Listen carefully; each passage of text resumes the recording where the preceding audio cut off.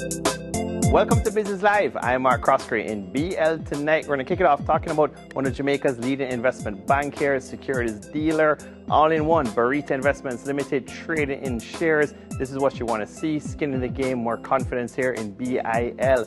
Advisory that a senior manager acquired a total of just over 167,000 shares under the employee stock ownership plan, better known as ESOP, on May 9th of this year. Now, Eppley Limited came out with huge earnings. We're going to talk about the dividend here. This is one of those companies, you get the best of two worlds on the JSE here, typically income but also capital growth. Eppley, the board of directors met on May 13th and declared an ordinary dividend, 5.2 cents per share, to be paid middle of June 17th of this year. Now, Derrimon Trading Company Limited, purchase consideration here for the company that they came out with the advisory April 7th of this year. They're getting into that tourism market dominated by CPJ, Caribbean producers, and this is the purchase price or consideration for Arosa Limited. We don't see all the companies on the JSE do this, but we like it. It's transparent. We don't have to wait for the quarterly numbers or the audited financial statements and dig down into those footnotes. Derrimon Trading Company advises the public that the purchase consideration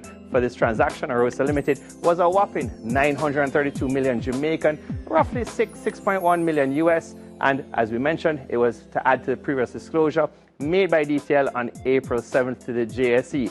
Now, Consolidated Bakeries, they needed this one. Purity, earnings improving for the first quarter by 75% to 16.4 million Jamaican and change. Now, this is after a net loss by Purity for the previous timetable, audited financial statements for 2021. Their auditor came out, highlighted 2-3 years of consecutive losses, overdrafts, etc. And the highlight was on a going concern basis, which drove a lot of market analysts a concern there. But Purity has registered a much better first quarter. That's what you want to see. Revenue hitting 378 million. That's improving from 290.9 million year over year for Purity, and the earnings per share registered was 7 cents versus 4 cents for the quarter. This is a March 31st, 2022 period.